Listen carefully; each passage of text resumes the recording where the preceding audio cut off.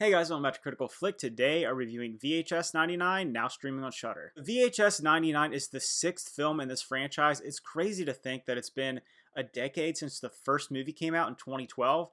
I really enjoyed that first movie. I like the second one as well, and I've liked the rest to varying degrees.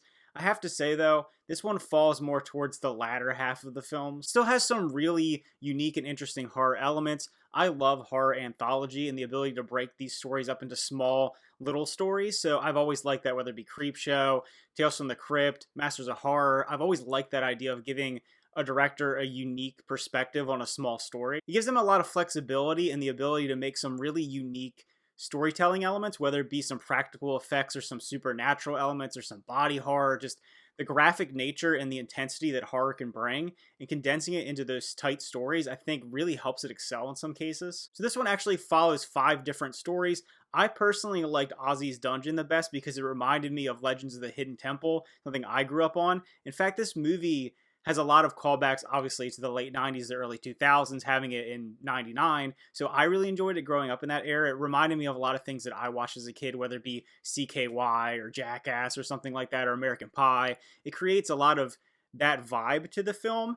But I have to say, the movie isn't really exceptionally scary in any places. It is really graphic and really intense and really gross. There's a lot of body horror and a lot of gore and disgusting things to it. So if you're not into that or that bothers you, you probably won't enjoy this movie. It has a little less of the kind of twisting supernatural elements that I liked about the first few films, but it still is really intense, and I think it captures the things that people like about this franchise. One of the things I've always liked about this franchise is that it uses some cool practical effects. Practical effects in horror are some of my favorite things. Growing up, I met a lot of these artists when I would go to different conventions and different shows, and I've always thought it's a really unique talent and a really cool medium to use when it comes to making film, and I feel like it's underappreciated. People don't understand how cool these horror effects are, trying to replicate something, make it look realistic and make it look scary and not just cheesy. In fact, the last story in this movie in particular, they actually go to hell. It's crazy. They go to the underworld and you see these demons, and I think they look pretty good. You have their wings and their all the prosthetics and everything about them looks scary. It looks convincing. It doesn't look super cheesy. So I think they did a good job.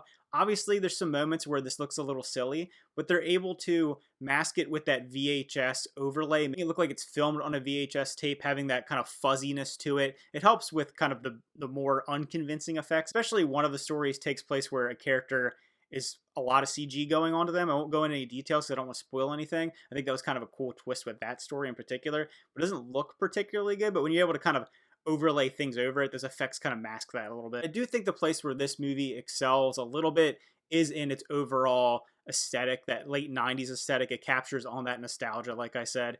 Overall, it isn't a great movie. None of these movies are particularly amazing, but I do think if you're a horror fan and you like that gore or those practical effects or kind of those unique little stories to tell really quickly, I think you'll enjoy it. If you like the other films, you'll probably like this one. It's always interesting when horror is able to take a particular time period and kind of make a statement about this. Obviously, in the early 90s, we had a lot of that raunchy humor, and it kind of plays into that kind of anarchy and things like that. And it kind of pokes fun at those tropes. So I think it does a good job of capturing that. So if I were to rate VHS 99, I would give it a 5 out of 10. It's right down the middle. I feel like it's pretty similar to those last couple films that have come out. It's not going to blow you away. It isn't going to like completely turn the franchise around and bring it back to kind of its glory days, if it ever really had those. But I do think it's fun. I enjoyed it. If you like the other films, you'll probably like this one. I would love to hear what people's favorite stories were in this one. Like I said, I liked Ozzy's Dungeon because it reminded me of Legends of the Hidden Temple. And also, what's your favorite VHS film? I mean, there's been these spin-offs, there's been so much content created from this,